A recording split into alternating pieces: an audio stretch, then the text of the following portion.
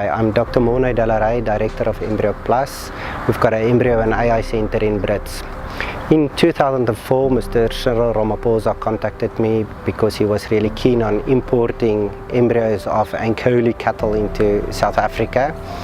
At that stage, he wanted to bring in live animals, but the live animals was not allowed by animal health to bring into the country because of diseases and the risk it has for South African population of bringing in live animals from a foot and mouth disease infected country.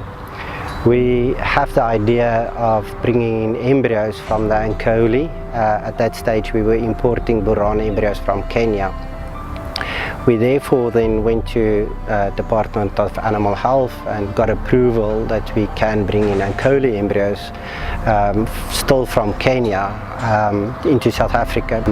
At that stage, Stock Improvement didn't want to allow us to bring in any Ankole cattle into South Africa because what value does it have for our stock population in South Africa? And fortunately, some trials were done in America on the Ankole Watusi cattle that they had in the USA, that it was low in cholesterol, or what rather call it high in polyunsaturated fatty acids.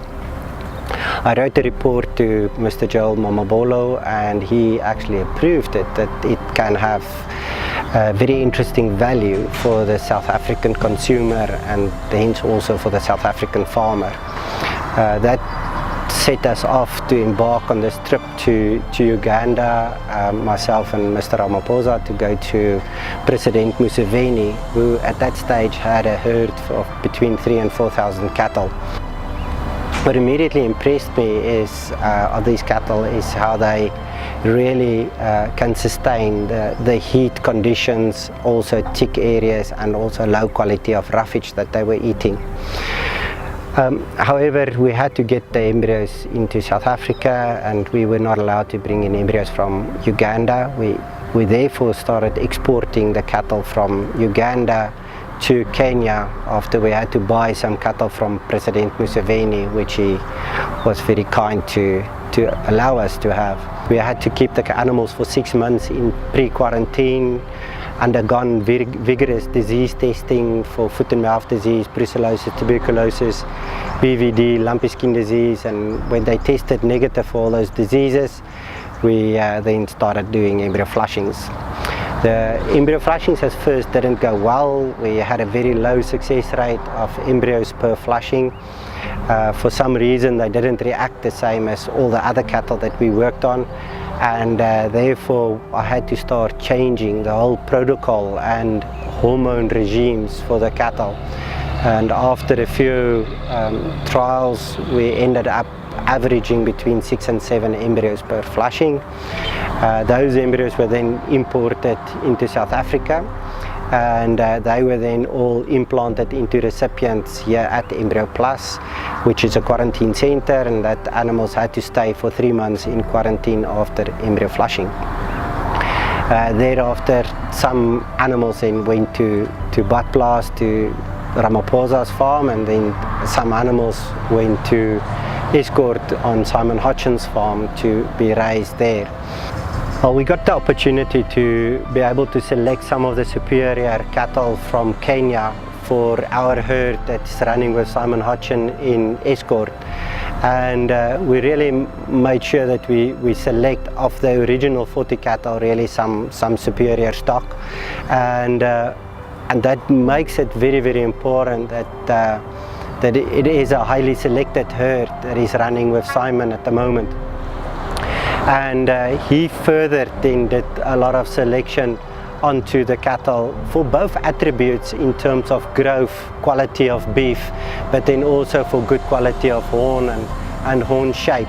So this coming auction, we are putting on the auction really superior quality animals because we believe that the general public must be able to have also the ability to buy of the superior stock and buy of our superior stock as well.